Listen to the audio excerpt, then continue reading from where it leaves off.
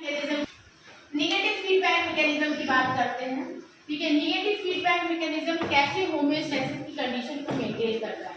जैसे कि इस टाइम बहुत गर्मी है ना, और हमें पता है गर्मी में पसीना आता है ना, तो क्या हो रहा है, बॉडी को कैसे मेंटेन कर रही है। बहुत गर्मी जब लगती है तो हमें पसीने टपकते हैं। जैसे ही बॉडी का टेम्परेचर इंक्रीज होता है ना, जैसे ही बॉडी का टेम्परेचर इंक्रीज होता है, सेंस होता है, एहसास होता है, वो क्या होंगे, सिग्नल पहुंचाएंगे, भाई बहुत ज्यादा गर्मी है। ब्रेन के पास सिग्नल गया कि बहुत ज्यादा गर्मी है, तो ब्रेन ने तुरंत क्या किया, कमांड दिया, इंक्लूडिंग स्किन को, ऑर्गन को, सारे को कमांड दिया। तो स्किन ने क्या किया, उस गर्मी को पसीने के रूप में डाल दिया, है ना। कहते हैं बहुत गर्मी हो तो पसीना होना भी जरूरी है। अगर पसीना नहीं होगा तो आपका इंटरनल पार्ट बहुत ज्यादा गर्म हो जाएगा। तो बॉडी ने कौन सा मैकेनिज्म फॉलो किया, निगेटिव फीडबैक मैकेनिज्म में क्या है, जो एक्शन मिलेगा वो उसको डिक्रीज करेगा, है ना। जो एक्शन हो रहा है उसको क्या कर रहा है, डिक्रीज कर रहा है। टेम्परेचर बढ़ रहा है, हमें हमारी बॉडी को क्या जरूरत है कि टेम्परेचर इंक्रीज हो जाए, ये तो जरूरत है। तो बॉडी ने वही किया, एक्शन क्या था कि टेम्परेचर इंक्रीज हो गया। क्या काम है, टेम्परेचर डिक्रीज होगा तभी हमें रिलैक्स मिलेगा। तो क्या हुआ, पसीने के रूप में, स्वेट के रूप में क्या होगा, वो टेम्परेचर रिलीज हो जाएगा, है ना। जब पसीना आता है ठंडा ठंडा अपने आप लगने लगता है। ठीक है, तो ये तो रहा पहला एग्जाम्पल। दूसरा, शुगर की प्रॉब्लम बताते हैं, है ना। डायबिटिक पेशेंट क्या होता है, जब भी हम कुछ खाते हैं और ऑलमोस्ट जब हम लोग खाते बहुत ज्यादा है, अकॉर्डिंग टू द बॉडी नहीं, हम खाते बहुत ज्यादा है, तो जब भी हम खाते हैं तो क्या होता है, ग्लूकोज का लेवल हमारे ब्लड में इंक्रीज हो जाता है। ठीक है, जैसे ही ग्लूकोज का लेवल, ग्लूकोज का कंसंट्रेशन हमारी बॉडी में इंक्रीज हो जाता है, ये क्या करता है, सेंसर का काम करता है, और ये पैंक्रियाज को स्टिमुलेट करता है, या सॉरी कंट्रोल सेंटर को मैसेज भेजता है। क्या करता है, कंट्रोल सेंटर में किसको, हाइपोथैलेमस काम करता है ना ये सब। तो वो क्या किया, कंट्रोल सेंटर ब्रेन को, ब्रेन के हाइपोथैलेमस को मैसेज भेजता है कि भाई हमारा कंसंट्रेशन बढ़ गया है। ठीक है, कंट्रोल सेंटर ने तुरंत क्या किया, पैंक्रियाज को कमांड दिया, बताया कि प्रॉब्लम क्रिएट हो गई है, ग्लूकोज का लेवल बढ़ गया है। पैंक्रियाज क्या करेगा, पैंक्रियाज क्या करता है, इंसुलिन नाम के केमिकल को रिलीज करता है ना। अब इंसुलिन जैसे रिलीज होगा, इंसुलिन का क्या काम है, ये क्या करेगा, तुरंत एक्शन लेगा और लीवर सेल को और मसल सेल को क्या करेगा कि ग्लूकोज को अपटेक करो। तो लीवर सेल क्या करेगा, इसको एज अ ग्लूकोजन फॉर्म में स्टोर कर देगा, ताकि ये आगे की एनर्जी में हमारे काम दे। जब हम कुछ इंटेक नहीं कर रहे हैं, भूखे हैं, तो ये जो ग्लाइकोजन है ये फिर काम करेगा। तो लीवर सेल हमारा क्या करेगा, ग्लूकोज को एज अ ग्लाइकोजन स्टोर कर दिया। ठीक है, अब ग्लूकोज का लेवल ज्यादा है तो लीवर भी सारा काम नहीं कर पाएगा। ठीक है, अब मसल सेल क्या करेगा, उसे ग्लूकोज को एटीपी बनाने में यूज कर देगा। क्या करेगा, एटीपी बनाने में यूज कर लेगा। क्या था, ग्लूकोज का लेवल बड़ा था, है ना, सारा कमांड मिला, इन लोगों ने काम किया। अब यहाँ पे क्या हुआ, ग्लूकोज का लेवल कम हो गया, मेंटेन हो गया, जो नॉर्मल रेंज था वो आ गया। ये कौन सा मैकेनिज्म फॉलो कर रहा है, निगेटिव फीडबैक मैकेनिज्म। जो एक्शन क्या था, प्रॉब्लम क्या शुरू हुआ था, ग्लूकोज का लेवल बढ़ा हुआ था। ठीक है, अब इसको क्या करना है, शुगर को कम करना है।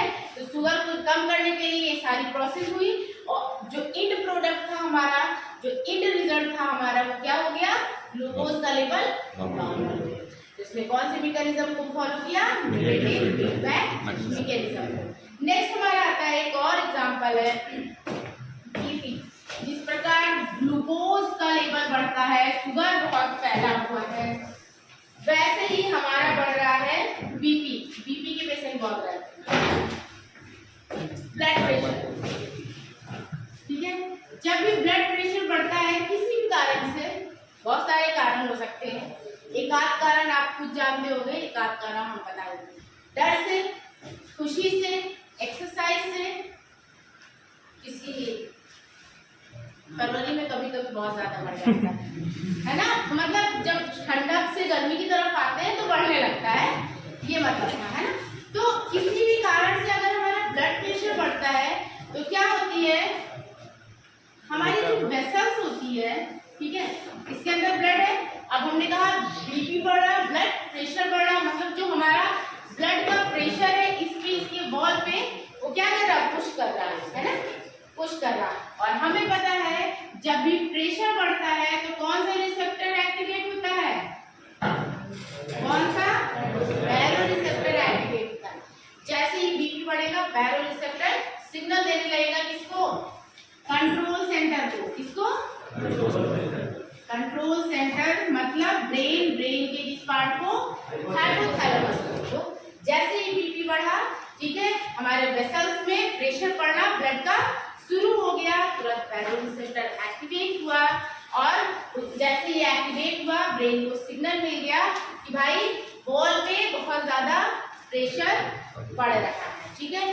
कंट्रोल सेंटर ने फिर क्या किया, पैरासिम्पैथेटिक नर्वस सिस्टम को कमांड दे दिया, क्योंकि हार्ट को कंट्रोल करने के लिए ये काम करता है ना, डिफरेंट डिफरेंट ऑर्गन, ठीक है। तो पैरासिम्पैथेटिक नर्वस सिस्टम को दे दिया कि वहां पे प्रॉब्लम शुरू हो गई है।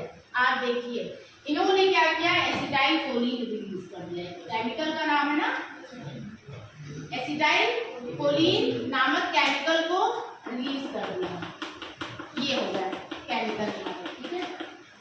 हमें पता है जब भी कोई केमिकल होता है और ये कैसे काम करता है, अपने पर्टिकुलर रिसेप्टर पे जाके बाइंड करता है ना, बहुत सारे रिसेप्टर होते हैं और जब भी कोई हम चीज इनटेक करते हैं तो वो ऐसे एक्शन नहीं प्रोड्यूस करता है। हमने पोस्टोलॉजी पढ़ी थी, है ना, क्या पढ़ा था, टॉलरेंस क्रिएट हो जा रहा है ना। टॉलरेंस में हमने क्या पढ़ा था कि जब कोई मेडिसिन हम ले रहे हैं पर्टिकुलर रिसेप्टर से बार बार बाइंड कर रहा है तो वो क्या हो रहा है, यूज टू हो जा रहा है, इसलिए उसकी बाइंडिंग ही प्रॉपर नहीं हो पा रही, इसलिए हम और डोज लेना पड़ा, है ना, ये तो पढ़ा था, ठीक है। तो ये रिसेप्टर भी हमारे ब्लड वेसल्स में ही अवेलेबल रहते हैं, ठीक है, ये हमारे रिसेप्टर है, ठीक है।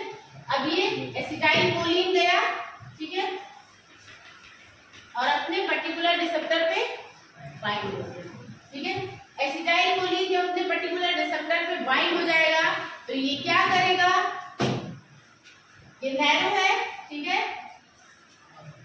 और ये अपने रिसेप्टर पे यहाँ पे बाइंड हो गया, इसको क्या करेगा, थोड़ा बढ़ा देगा, डायलेट कर देगा, है ना, क्या करेगा, वेसल्स को डायलेट कर देगा, ठीक है। अब जगह जब ज्यादा हो गई तो क्या प्रेशर वही क्रिएट रहेगा, नहीं ना, वही नहीं रहेगा ना, तो क्या होगा, बीपी अपने आप फिर, है ना, क्या होगा, बीपी अपने आप फिर घट जाएगा। तो यहाँ पे एक्शन कैसा था, बीपी बढ़ रहा था और यहाँ पे क्या हुआ, एंड प्रोडक्ट क्या निकला, बीपी घट,